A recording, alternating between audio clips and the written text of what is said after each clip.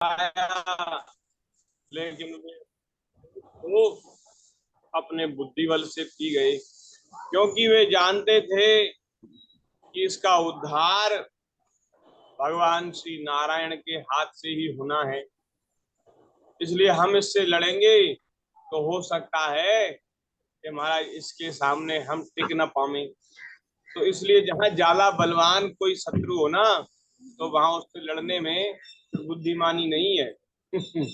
अपने समान बल वाले शत्रु से लड़ना चाहिए। जहां हमसे ज्यादा कोई 21 बलशाली हो, तो वहां तो भैया थोड़ी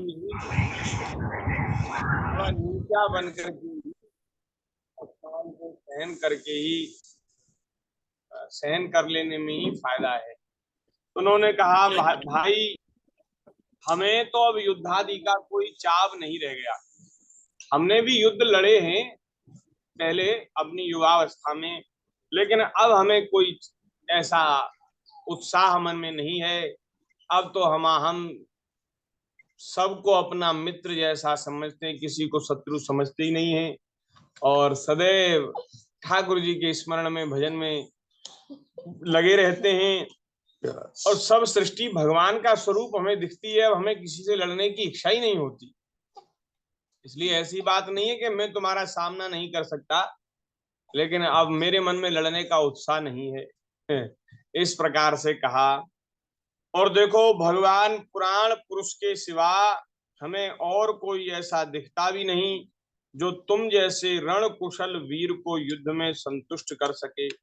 हे दैत्यराज, तुम उन्हीं के पास जाओ, वे ही तुम्हारी कामना पूरी करेंगे।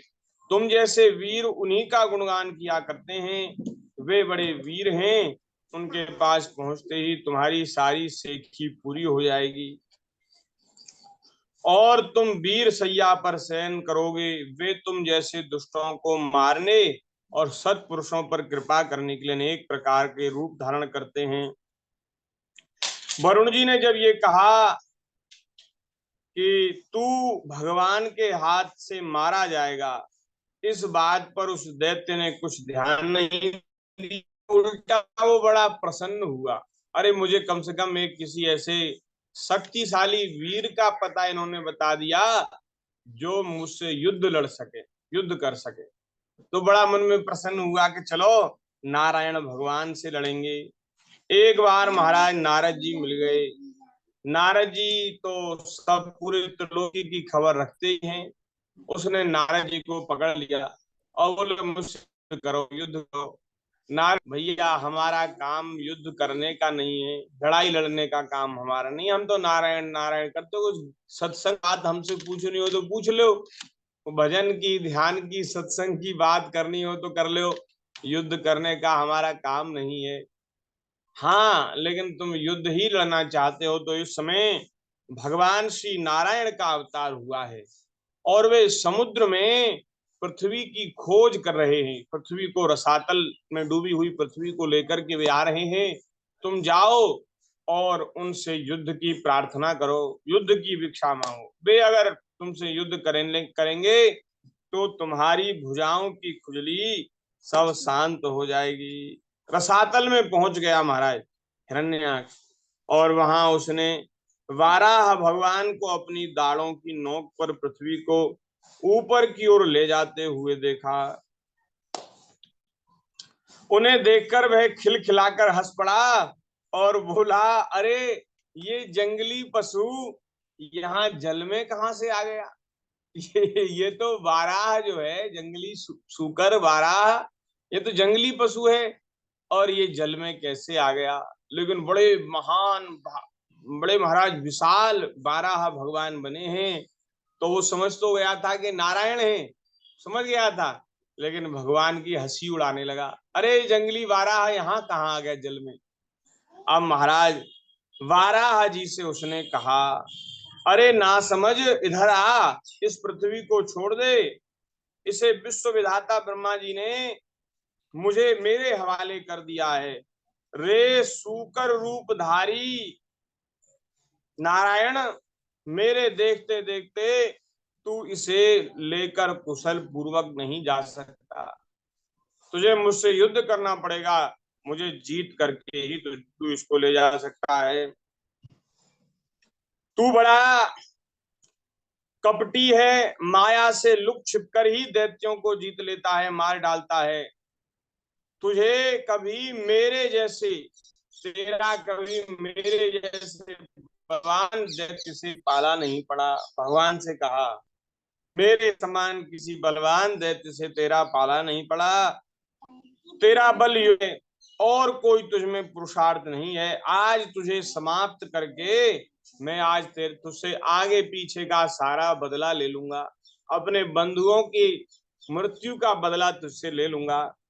जब मेरे हाथ से छूटी हुई गदा के प्रहार से सिर फट जाने के कारण तू मर जाएगा, तब तेरी आराधना करने वाले जो देवता ऋषि हैं वे सब भी जड़ कटे हुए वृक्षों की भांति स्वयं नष्ट हो जाए। उनको नष्ट नहीं करना पड़ेगा, वे तो अपने आप नष्ट हो जाएंगे। हिरण्याक्ष भगवान को दुर्वचन बाणों से छेड़े जा रहा था, परंतु उन्होंने दांत की नोक पर स्थित पृथ्वी को भयभीत देखकर उसकी वह दुर्वचन की चोट सहली तथा जल से उसी प्रकार बाहर निकल आए जैसे गाह की चोट कर हथिनी सहित गजराज। जब उसकी चुनौती का कोई उत्तर न देकर वे जल से बाहर आने लगे, तब ग्राह जैसे गज का पीछा करता है उसी प्रकार महाराज उस दैत्य ने उनका पीछा किया और बहुत महाराज गाली देता हुआ वो पीछे पीछे दौड़ा आ रहा था। उसने कहा, तुझे भागने में लज्जा नहीं आती? सच है, असत पुरुषों के लिए कौन सा काम न करने योग्य है। माने असत पुरुष सारे काम करते हैं, लेकिन भगवान को पृथ्वी को पहले जल के ऊपर स्थापित करना था, तब ठाकुर जी युद्ध करते। तो इसलिए भगवान पृथ्वी को लेकर के ऊपर की ओर आए और पृथ्वी को ले जाकर के जल के ऊपर व्यवहार योग्य स्थान में स्थित कर दिया और उसमें अपनी आधार शक्ति का संचार भगवान ने किया। उस समय हिरण्याक्ष के सामने ही ब्रह्मा जी ने उनकी स्तुति की और देवताओं ने फूल बरसाए। तब श्री हरि ने बड़ी भारी गदा लिए अपने पीछे आ रहे हिरण्याक्ष से क्रोध पूर्वक हंसते हुए कहा। भगवान ने कहा, अरे सचमुच ही हम जंगली जीव हैं जो तेरे जैसे कुत्तों को ढूंढते फिरते हैं। ग्राम सिंहों को ढूंढते फिरते हैं। ग्राम सिंह कहते कुत्ते से, सिंह तो कहते हैं जंगली शेर से, और ग्राम सिंह कहते हैं कुत्ते से। क्योंकि महाराज अपने गांव में, अपने इलाके में, अपनी कॉलोनी में, अपने क्षेत्र में कुत्ता भी शेर के समान दहाड़ मारता है, लेकिन इधर उधर होता है अपने क्षेत्र से तो फिर महाराज वो कायर बन जाता है, एकदम गीदड़ बन जाता है। तो ग्राम सिंह कहते हैं से तेरे जैसे दुष्ट वीर पुरुष तुझ जैसे मृत्यु पास में वीर पुरुष तुझ जैसे मृत्यु पास में बंधे हुए अभागे जीवों की आत्म श्लाघा पर ध्यान नहीं देते। आत्म श्लाघा कहते हैं आत्म प्रशंसा, जो अपने मुख से ही अपनी बड़ाई करते हैं। ऐसे तुझ जैसे नीच व्यक्तियों की बात पर वीर पुरुष ध्यान नहीं देते। और रही बात भागने की, तो ये रसातल वासियों की धरोहर चुराकर और लज्जा छोड़कर तेरी गदा के भय से यहाँ भाग आए हैं। हमें ऐसी सामर्थ्य ही कहा तेरे जैसे वीर के सामने युद्ध में ठहर सके, फिर भी जैसे तैसे तेरे सामने खड़े हैं। तुझ जैसे बलवानों से बैर बांधकर हम जा भी कहाँ सकते हैं। तू पैदल वीरों का सरदार है, इसलिए अब निशंक होकर अब तू बात बनाना छोड़ दे और तू अपनी कुछ वीरता दिखा। तू बड़ा वीर है, बड़ा बलशाली है, तो अपना बल दिखा और हमारा कुछ अनिष्ट कर। हमें मारकर अपने भाई बंधुओं के आंसू पोंछ, क्योंकि मैंने तेरे जैसे दैत्यों को पहले बहुत मारा है। तो सभी दैत्य तेरे, अगर तू हमारा कुछ बिगाड़ लेगा तो सब दैत्य तेरे इस कृत्य से बड़े प्रसन्न हो जाएंगे। इसलिए तू अपने भाई बंधुओं के आंसू पोंछ, अब इसमें देर ना कर, क्योंकि जो अपनी प्रतिज्ञा का पालन नहीं करता वह असभ्य है, भले आदमियों में बैठने लायक नहीं है। मैत्रेय जी कहते हैं, विदुर जी जब भगवान ने अपने रोष से उस दैत्य को इस प्रकार खूब उपहास किया, तिरस्कार किया, तो वह बड़ा क्रोधित हो गया, तिल मिलाने लगा और लंबी लंबी सांसें लेकर के बड़ी भयंकर गदा से भगवान के ऊपर प्रहार किया और गदा फेंक करके ठाकुर जी की ओर मारा उसने। लेकिन ठाकुर जी को टेढ़े होकर के उस प्रहार से बच गए। और फिर जब वह क्रोध से होठ चबाता हुआ अपनी गदा लेकर बार बार घुमाने लगा, तब श्री हरि कुपित होकर बड़े वेग से उसकी ओर झपटे। हे विदुर जी, तब प्रभु ने शत्रु की दाईं भौं पर गदा की चोट की, किंतु गदा युद्ध में कुशल हिरण्याक्ष ने उसे बीच में ही अपनी गदा पर ले लिया। भगवान उसके मुंह पर प्रहार कर रहे हैं, लेकिन उसने गदा अड़ा दी। अब महाराज, इस प्रकार श्री हरि और हिरण्याक्ष में एक दूसरे को जीतने की इच्छा से अत्यंत क्रुद्ध होकर आपस में अपनी भारी गदाओं से वो महाराज युद्ध करने लगे, प्रहार करने लगे। उस समय उन दोनों में ही जीतने की होड़ थी। दोनों के ही अंग गदाओं की चोटों से घायल हो गए थे। अपने अंगों के घावों से बहने वाले रुधिर की गंध से दोनों का ही क्रोध बढ़ रहा था और तरह तरह के पैंतरे बदल रहे थे। यहाँ हमारा ऐसा वर्णन है, मैत्रेय जी वर्णन कर रहे हैं कि हिरण्याक्ष को भगवान मार रहे हैं और वो हिरण्याक्ष भी भगवान के ऊपर गदाओं का प्रहार कर रहा है। और क्योंकि हिरण्याक्ष भी बड़ा बलशाली है और ठाकुर जी उससे खेल खेल रहे हैं, जैसे कोई गरुण किसी सांप के बच्चे से खेलें, तो इसी प्रकार भगवान उस हिरण्याक्ष से खेल खेल रहे हैं। तो इस प्रकार से युद्ध कर रहे हैं जैसे कोई जो सामान्य वीर योद्धा कोई मल्ल लड़ रहे हों। तो बिल्कुल इस प्रकार हिरण्याक्ष और माया से 12 रूप धारण करने वाले भगवान नारायण पृथ्वी के लिए द्वेष बांध कर युद्ध करने लगे। तब उन्हें देखने के लिए वहां ऋषियों के सहित ब्रह्मा जी आए और वहां बहुत ऋषियों से सारा संसार, सारा ये आकाश भर गया।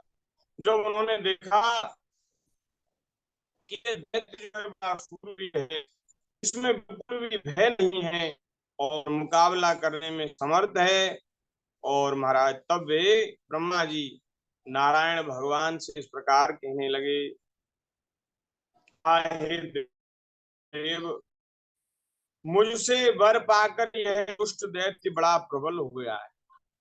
इसने तपस्या की, मैंने इसको वरदान दिया और महाराज मुझसे बड़ा अपराध हो गया। उस वरदान पाकर के ये आप लड़ रहा है। है तो हमारा ही बच्चा, हमारा ही बालक, हमने इसके ऊपर अनुग्रह किया, वरदान दिया, लेकिन ऐसा पता नहीं था कि सांप को दूध पिलाएंगे तो हम पर ही फुफकार मारेगा। हमने इसको वरदान दिया और ये हम पर आपसे ही लड़ रहा है, युद्ध कर रहा है। तो इसलिए महाराज मैं नहीं जानता था। इस समय यह आपके चरणों की शरण में रहने वाले देवताओं, ब्राह्मण,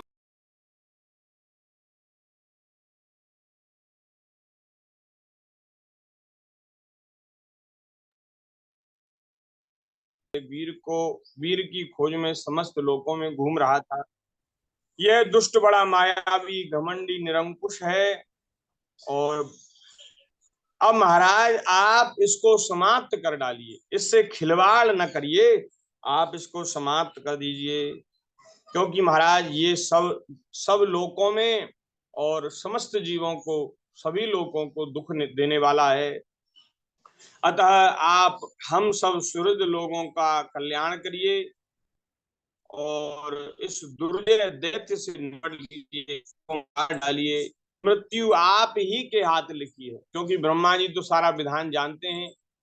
तो ब्रह्मा जी ने कहा कि प्रभु आपके ही हाथ से इसकी मृत्यु लिखी है और हम लोगों के बड़े भाग्य हैं कि ये स्वयं अपने काल के पास आकर के पहुंच गया है। अब आप युद्ध में बलपूर्वक कर लोकों के लिए, इस प्रकार ब्रह्मा जी ने निवेदन किया है।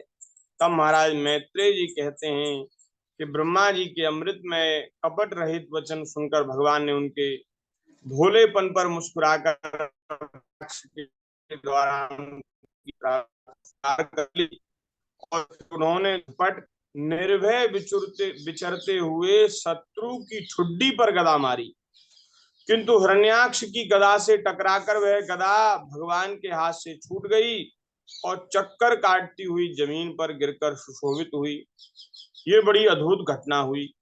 उस समय शत्रु पर वार करने का अच्छा अवसर पाकर भी हिरण्याक्ष ने उन्हें निरस्त्र देख करके युद्ध धर्म का पालन किया और भगवान पर आक्रमण नहीं किया, और उसने भगवान का क्रोध बढ़ाने के लिए ऐसा किया। है तो महाराज दैत्य असुर, ध्यान दीजिए, लेकिन वह भी युद्ध धर्म को जानने वाला है कि निहत्थे शत्रु पर वार नहीं किया जाता, और उसने युद्ध धर्म का पालन किया। देखो हमारी महाराज भारतीय सनातन संस्कृति, यहाँ भारी से भारी दैत्य दुष्ट व्यक्ति भी धर्म का पालन करते हैं, युद्ध धर्म का पालन करते हैं।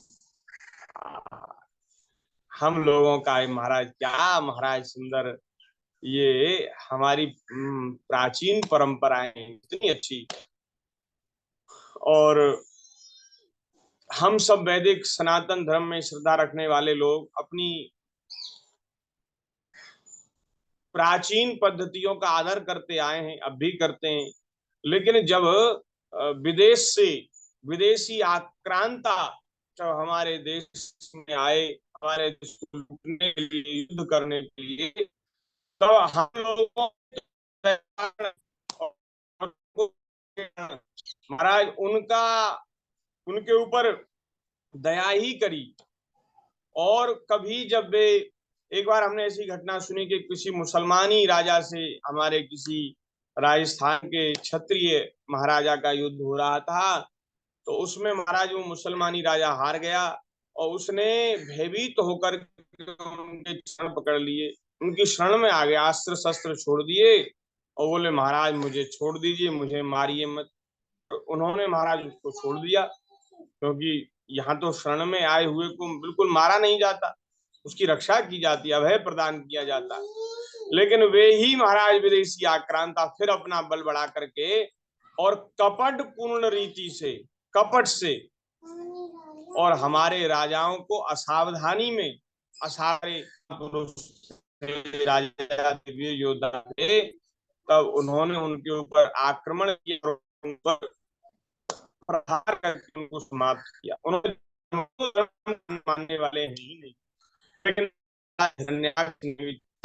धर्म का पालन किया और गदा गिर गई भगवान की, तब भगवान ने उसकी धर्म बुद्धि की प्रशंसा की और अपने सुदर्शन चक्र का स्मरण किया, और महाराज चक्र तुरंत ही उपस्थित होकर के भगवान के हाथ में घूमने लगा। लेकिन फिर भी भगवान हिरण्याक्ष के साथ विशेष रूप से करने लगे। उस समय उनके प्रभाव को न जानने वाले देवताओं को महाराज देवताओं के विचित्र विचित्र वचन सुनाई देने लगे।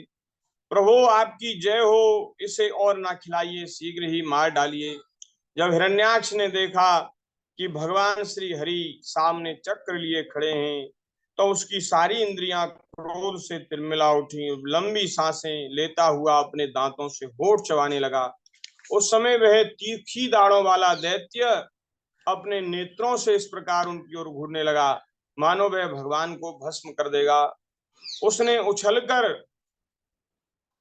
ललकारते हुए भगवान के ऊपर गदा का प्रहार किया, और जैसे ही महाराज उसने गदा के लिए उछला, गदा मारने के लिए, तो हे विदुर जी, वाराह भगवान ने शत्रु को देखते देखते लीला से ही अपने बाएं पैर से उसकी वह वायु के समान वेग वाली गदा पृथ्वी पर गिरा दी और उससे कहा, अरे दैत्य, तू मुझे जीतना चाहता है तो अपना शस्त्र उठा ले और फिर दोबारा से प्रहार कर, दोबारा वार कर। ठाकुर जी ने उसके ऊपर प्रहार नहीं किया, कहा कि अपनी गदा उठा ले, दोबारा मार।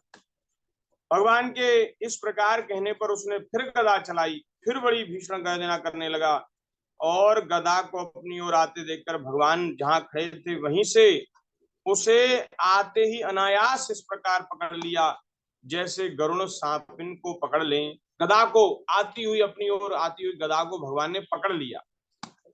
उसका यह उद्यम भी व्यर्थ हो गया, उसका घमंड ठंडा पड़ गया, उसका तेज नष्ट हो गया, अब की बार भगवान के देने पर उसने उस गदा को ना चाहा। भगवान ने दोबारा दी गदा, लेकिन उसने नहीं ली, और उसने तमाम तरह के मूठ आदि निष्फल अभिचार ऊपर चलाए, त्रिशूल चलाया, लेकिन भगवान ने उनके उसके अस्त्र शस्त्र को निष्फल कर दिया।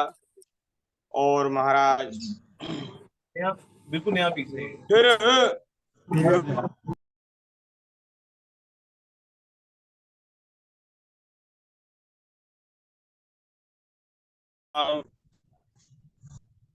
जय सिया राम, श्री राम जय राम, जय जय राम, श्री राम जय राम, जय जय राम, श्री सीताराम, श्री सीताराम, सीताराम। श्री वृंदावन बिहारी लाल की जय, जय जय श्री राधे श्याम। तो महाराज त्रिशूल भगवान ने चक्र से काट डाला। अब महाराज भगवान ने उसको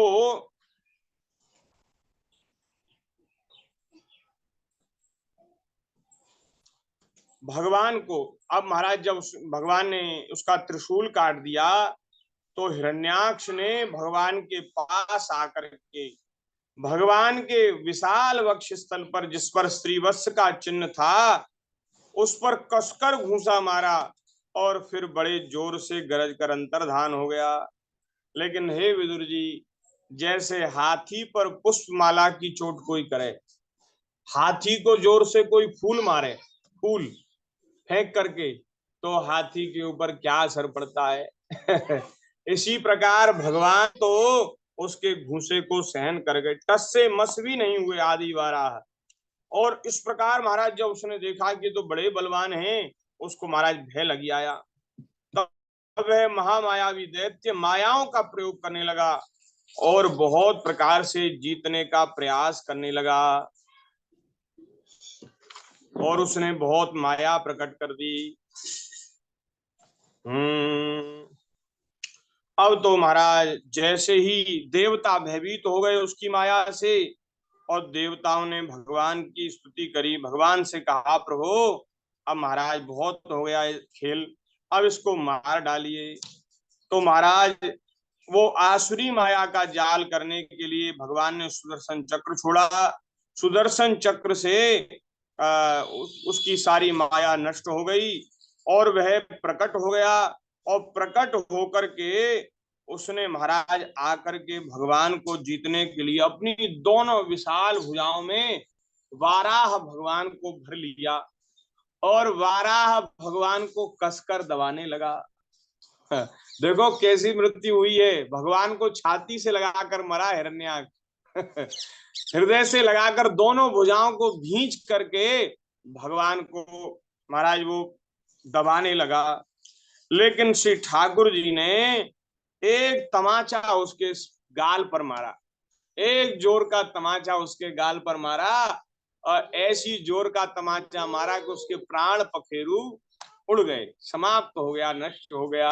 बोलिए वाराह भगवान की जय, भक्त वत्सल भगवान की जय। ओ महाराज हिरण्याक्ष भगवान के तमाचे से उसका सिर जो है वो टेढ़ा हो गया, गर्दन घूम गई और उसका प्राण शरीर से निकल गया, नेत्र बाहर निकल आए, हाथ पैर और बाल छिन्न भिन्न हो गए, निष्प्राण हो गया, जैसे कोई विशाल वृक्ष अपनी जड़ से अलग होकर के गिर जाए, उसी प्रकार वह हिरण्याक्ष जो है पृथ्वी पर गिर पड़ा।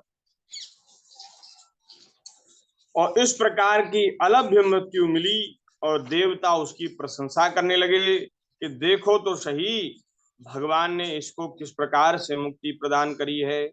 देवता लोग भगवान की प्रशंसा करने लगे हैं, भगवान की स्तुति करने लगे हैं। देवता कहने लगे नमो नमस्ते खिल यज्ञ तंतवे स्थितो गृहीता मल सत्वमूर्तये दृष्टिया हतोयम जगता मरुंतुद। स्वत्पाद भक्त्या वयमीश निर्वृताः। मैत्रेय उवाच। मैत्रेय जी कहते हैं, देवताओं ने महाराज भगवान की स्तुति की। हे प्रभु, आपको बारंबार नमस्कार है। आप संपूर्ण यज्ञों का विस्तार करने वाले हैं तथा संसार की स्थिति के लिए शुद्ध सत्व में मंगल विग्रह करते हैं। बड़े आनंद की बात है कि संसार को कष्ट देने वाला यह जो दुष्ट दैत्य है मारा गया। अब आपके चरणों की भक्ति के प्रति हमें भी सुख शांति मिल गई। मैत्रेय जी कहते हैं, हे इस प्रकार महापराक्रमी हिरण्याक्ष का वध करके बारह भगवान अपने अखंड आनंद में धाम को पधार गए। इस अवतार की लीला वह यहीं संपन्न हुई। ठाकुर जी अपने धाम को पधार गए। बारह भगवान पृथ्वी को के आए हैं, जल के ऊपर स्थिर किया है और हिरण्याक्ष वध किया। भगवान अपने धाम को पधार गए। भगवान अवतार लेकर जैसी लीलाएं करते हैं और जिस प्रकार अपने उन्होंने भीषण संग्राम में खिलौने की भांति महापराक्रमी हिरण्याक्ष का कर डाला। हे विदुर जी, जैसा चरित्र मैंने सुना था वैसा तुम्हें सुना दिया। सूत जी कहते हैं, सौनक आदि ऋषियों, मैत्रेय जी के मुख से भगवान की यह कथा सुनकर परम भागवत विदुर जी को बड़ा आनंद हुआ। जब अन्य महापुरुषों का चरित्र सुनने से ही बड़ा आनंद होता है, तो भगवान की ललित ललाम लीलाओं की तो बात। जिस समय ग्राहके पकड़ने पर लगा और उनकी हथनियां दुख से चिंगाड़ने लगी, उस समय जिन्होंने उन्हें तत्काल दुख छुड़ाया था और जो सब ओर से निराश होकर अपनी शरण में आए हुए सरल हृदय भक्तों से सहज में ही प्रसन्न हो जाते हैं, किंतु दुष्ट पुरुषों के लिए अत्यंत आराध्य हैं, उन पर जल्दी। उन प्रभु के उपकारों को जानने वाला ऐसा कौन पुरुष है जो उनका सेवन न करेगा, भगवान की सेवा न करे, ऐसा कौन संसार में पुरुष है। कृतज्ञ को न सेवेत दुराराध्य मसाधुवी, ऐसा कौन बुद्धिमान पुरुष है, उपकार को मानने वाला पुरुष है, जो भगवान के उपकारों को जानकर के भी भगवान का भजन न करेगा। श्री ठाकुर जी के हम लोगों के ऊपर असंख्य उपकार हैं, अनंत उपकार हैं। हरि तुम बहुत अनुग्रह कीनो, साधन धाम विबुध दुर्लभ तन, मोहि कृपा कर दीनो। सबसे बड़ा उपकार तो भगवान ने ये किया कि हम लोगों को साधन धाम, देवताओं को वो मनुष्य शरीर प्राप्त कराया। और फिर महाराज ठाकुर जी ने यहाँ हमारा इतनी बड़ी धरती भगवान की, उस पर हम रहते निवास करते हैं। सूर्य भगवान की रोशनी लेते हैं, भगवान के द्वारा बनाया हुआ जल पीते हैं, भगवान के द्वारा बनाई हुई वायु में श्वास लेते हैं।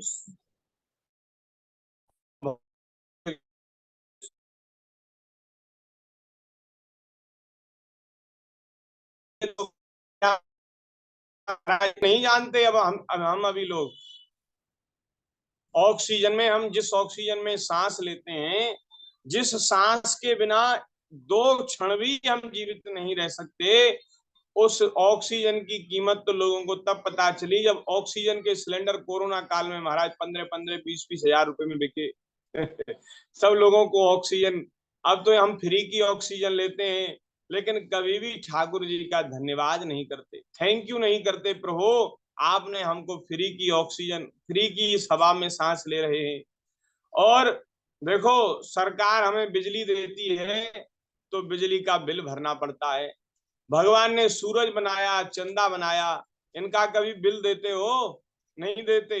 अरे बिल नहीं देते तो कम से कम एक बार धन्यवाद तो कर दिया करो, थैंक यू तो कर दिया करो। प्रभु, आपने कितनी बढ़िया लाइट बनाई, कितनी रोशनी मिली हमें, कितना ताप, कितना ऊष्मा, हाँ कितनी ऊर्जा आप हमें कृपा करके। भगवान के द्वारा भगवान के द्वारा बनाया हुआ जल, अन्न, वायु, इन सब चीजों का हम उपयोग कर रहे। अच्छा, वैज्ञानिकों ने तो हम लोगों की सुविधा के लिए तमाम तमाम चीजें बना ली, लेकिन वे जीवनोपयोगी नहीं है। हाँ, भोग की दृष्टि से, सुविधा की दृष्टि से ग्रहण करने योग्य हैं, लेकिन वो जीवन उपयोगी नहीं। जीवन के लिए उपयोगी जो वस्तु थी वो तो श्री ठाकुर जी ने पहले ही बना दी। जल, अन्न, वायु, ये सब भगवान के द्वारा बनाए हुए अवयव हैं। कितनी भी महाराज वैज्ञानिक तरक्की हो जाए, कभी वो एक जल की बूंद नहीं बना पाएंगे, एक महाराज अन्न का दाना नहीं बना पाएंगे। ये तो भगवान की ही लीला है कि एक अन्न का दाना डाला जाता है पृथ्वी में, और महाराज वो ऐसा, वो उसमें पेड़ बनता है कि उसमें सैकड़ों दाने, एक अन्न के दाने में सैकड़ों दाने बन जाते हैं। तो इस प्रकार से तो भगवान के द्वारा बनाई हुई ऐसी ऐसी इसके अनुसार हम सबका जीवन चल रहा है। तो भैया, जो कृतज्ञ लोग हैं, जो उपकार को मानने वाले हैं, उनको तो भगवान का स्मरण करना चाहिए। ठाकुर जी ने बड़ा भारी उपकार हमारे ऊपर किया। यो वै हिरण्याक्षवदं महाद्भुतं विक्रीडितं कारणसूकरात्मनः शृणोति गायत्यनुमोदते यशा विमुच्यते ब्रह्मवदादपि द्विजा।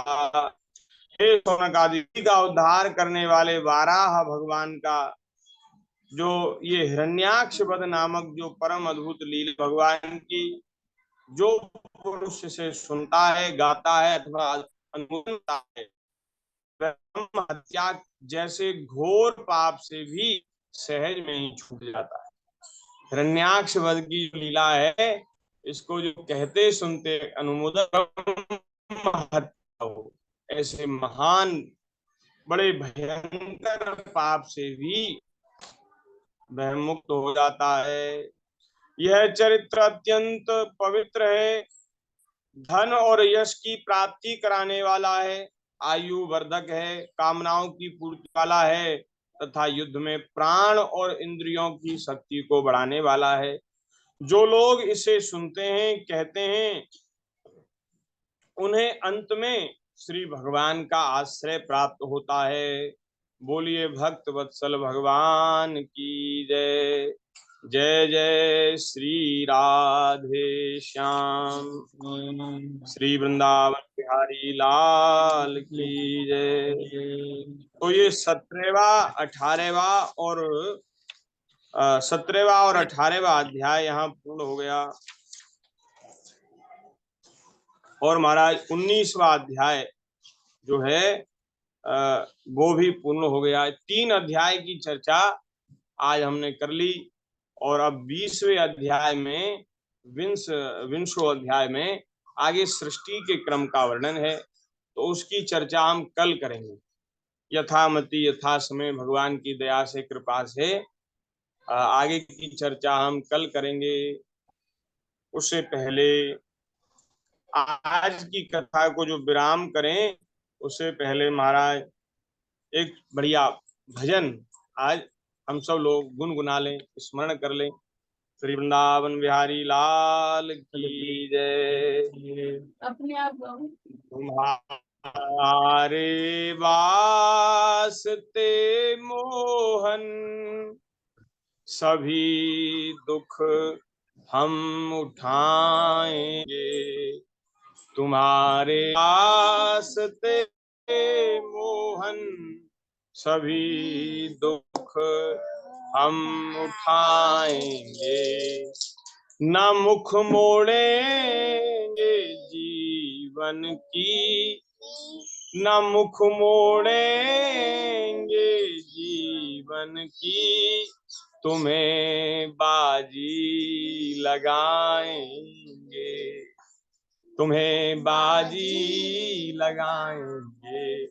कभी ऐसी परिस्थिति भी आएगी कि जीवन की बाजी लगानी पड़े तो हम वहां भी मुख नहीं मोड़ेंगे, हैं? नहीं मोड़ेंगे मुख जीवन की, तुम्हें बाजी लगाएंगे तुम्हारे वास्ते मोहन, सभी दुख हम उठाएंगे तुम्हारे वास्ते मोहन, सभी दुख हम उठाएंगे। हाँ भैया, ये सहन करने का मार्ग है। हाँ, ये सहन करने का मार्ग, भगवत प्राप्ति का जो मार्ग है ना, कोई ये चाहे कि हम यहाँ सांसारिक विषय भोग भी भोगते रहें और भगवान की प्राप्ति के मार्ग पर भी चलते रहें, तो ये बड़ा कठिन है, ये बड़ा कठिन है। सारे सुखों का त्याग करना पड़ता है, तमाम तरह के झंझट और तमाम तरह की प्रतिकूलताएं वे सहन करनी पड़ती हैं, क्योंकि देखो, अनंत आनंद और अनंत सुख शांति और अनंत आनंद के समुद्र में आप मिलने जा रहे हैं।